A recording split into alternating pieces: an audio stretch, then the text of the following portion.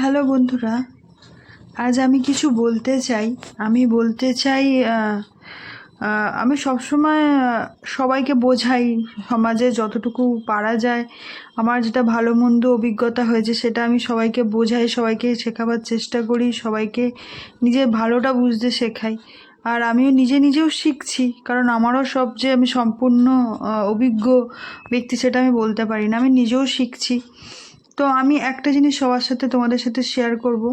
বাবা মা কে আছো জানি না, বাবা মাদের বলছি, নিজের ছোট ছোট বাচ্চারা, যেমন আমার বাচ্চাটা একটু বড় হয়েছে, 5 থেকে 10-12 বছরের বাচ্চারা খুব তাড়াতাড়ি খারাপ হয়ে যায়।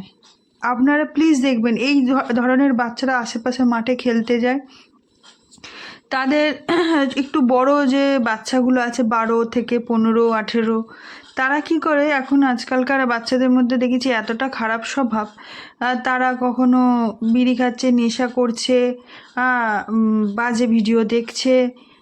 তারা ছোট ছোট বাচ্চা, মানে ওই ধরুন 5 থেকে 10-এর মধ্যে যারা, তাদেরকেও এইগুলো শেখাচ্ছে। তো এইগুলো নজরে রাখবেন। সব বাচ্চা খুব ফোন দেখে দেখে এখন অনেক কিছু শিখে যাচ্ছে, তো সেইগুলোর জন্য ওরা কিন্তু নষ্ট হয়ে যাচ্ছে।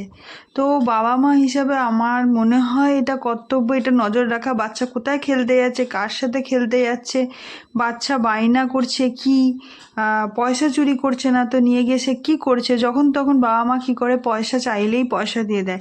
এটা কিন্তু খুব আহামরি ব্যাপার না। বাচ্চাকে অবস্থা একটু খারাপ এরকম দেখাতে হবে এরকম ব্যাপার নেই, কিন্তু অনেক যে ভালো আমাদের অবস্থা সেটা তুমি যা চাইলে তাই পাবে, তোমার সব শখ পূরণ করব, তুমি যা বলবে তাই করব, এটাও কিন্তু খারাপ।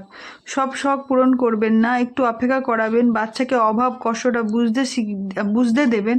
কারণ ভবিষ্যতে আপনি থাকবেন, টাকা থাকবে ওর কাছে, যেটা কোনো গ্যারান্টি নেই। রাজার ছেলেও ভিখারি হতে পারে, আর ভিখারি ছেলেও রাজা হতে পারে। তো ওকে সব কিছু বাচ্চাদের শেখানো উচিত। হাতে সবসময় পয়সা দিলে বাচ্চা কিন্তু বাইরে গিয়ে অনেক সময় নষ্ট হয়ে যায়, ভুল পথে চলে যায়। তো বাচ্চার ওপর নজর রাখুন, বাইরে গেলে কি করছে, কি খাচ্ছে।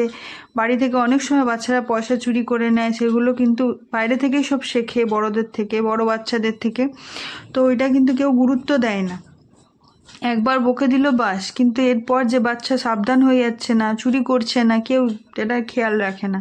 এগুলো নজর রাখবেন, বাচ্চারা কোন বন্ধুর সাথে মিশছে, কোথায় যাচ্ছে, কি করছে, আশেপাশে কোথায় কার বাড়ি যাচ্ছে, কার সাথে কথা বলছে, কিভাবে বিহেভ করছে, ছোটোখাটো সব জিনিসগুলোকে আমার মনে হয় বাবা আমাদের নজর রাখা উচিত। নাহলে একটা বাচ্চা কখন হাত দিয়ে বেরিয়ে যাবে, সে খারাপ হয়ে যাবে, বাবা মা কিন্তু পরে বুঝতেও পারে না, আফসোস ছাড়া সে কিছুই করতে পারে না।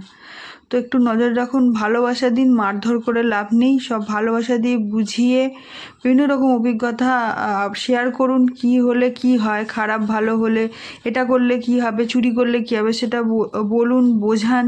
আমার মনে হয় তবে বাচ্চারা ভালো থাকবে। আমার মা হিসেবে আমার মনে হলো যত বাবা মা আছে বা আশেপাশে যত মানুষ আছে তাদেরকে বলা উচিত, কজন ভিডিও দেখে আমি জানি না, না দেখলেও আমি যদি একটা মানুষেরও জীবনে পরিবর্তন আনতে পারি, একটা বাচ্চার জীবন আমি সুরক্ষিত করতে পারি, আমি মনে করব যে অনেক ভালো কাজ করলাম। Thank you. একটা কথা বলার ছিল যে মায়েরা মায়েদেরই যে দায়িত্ব বাচ্চা সামলানো, বা বাবাদেরই দায়িত্ব বাচ্চা সামলানো, বাবাকেই শাসন করতে হবে, মাকে শাসন করতে হবে, এরকম কোনো ব্যাপার নেই। দুজনকেই নজর রাখতে হবে, দুজনকেই ভালোবাসতে হবে। বাচ্চাটা দুজনের, কারোর একার না। সংসারে কাজ করছেন বলে আপনি বাচ্চা দেখতে পারবেন না, তাহলে জন্ম দেওয়া উচিত না। আর যদি আপনি অফিসে কাজ করছেন বলে বাচ্চার দিকে ধ্যান রাখতে পারবেন না, তাহলে বাচ্চার জন্ম দেওয়ার দরকার নেই। আমার মনে হয় একটা বাচ্চার যখন দায়িত্ব নিয়েছেন, জন্ম দিয়েছেন, সেই দায়িত্বটা পালন করা উচিত, নজর রাখা উচিত। তাই আজকের মতন আমি এখানেই শেষ করলাম আমার ব্লগটা। যতটুকু মনের কথা বলার বললাম। আপনারা সবাই ভালো থাকবেন। জয় হিন্দ, টেক কেয়ার করবেন। আর সবার মনের কথা আহ জানতে পারবো না আমি, তবু যদি ভুল কিছু বলে থাকি তার জন্য ক্ষমা করবেন। Tata, bye bye, good night.